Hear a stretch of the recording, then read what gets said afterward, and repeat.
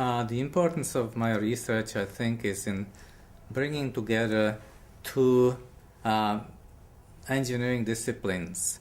In hydrocarbon recovery, the traditional discipline that's called reservoir engineering deals with the flow of the oil and gas in petroleum reservoirs, and we can model that mathematically, and the result of that is then a prediction of how we should be producing these oil fields to maximize recovery. Now, the other component of that, which has been neglected in the past, is to bring in what we call rock mechanics, which is the engineering science, how the rocks underground will deform when we actually produce them, the fluids from them. And that's in itself an established discipline of its own. For example, in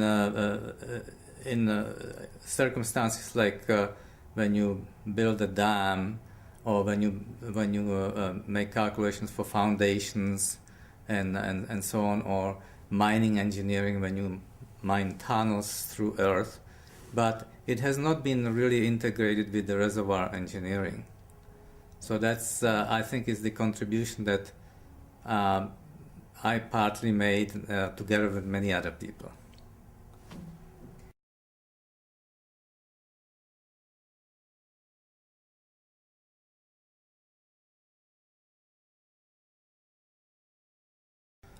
I understand his statement because hydrocarbons, when we burn them, it's a non-renewable source of energy.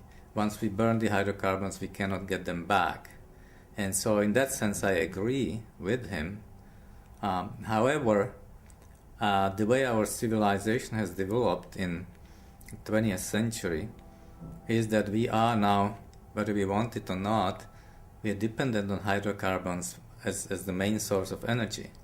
And hydrocarbons are very efficient in the density of the energy that we can store. You can put a gas in your car and go very far, and it's very hard to actually duplicate it with other sources of energy.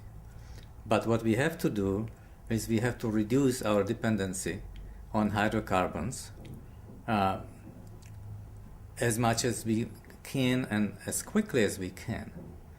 But having said that, I believe that for the next 15 or 20 or maybe even 30 years, we can be reducing hydrocarbon consumption, but it will still remain the main source of our energy, and we cannot just simply walk away from it because it would have disastrous consequences.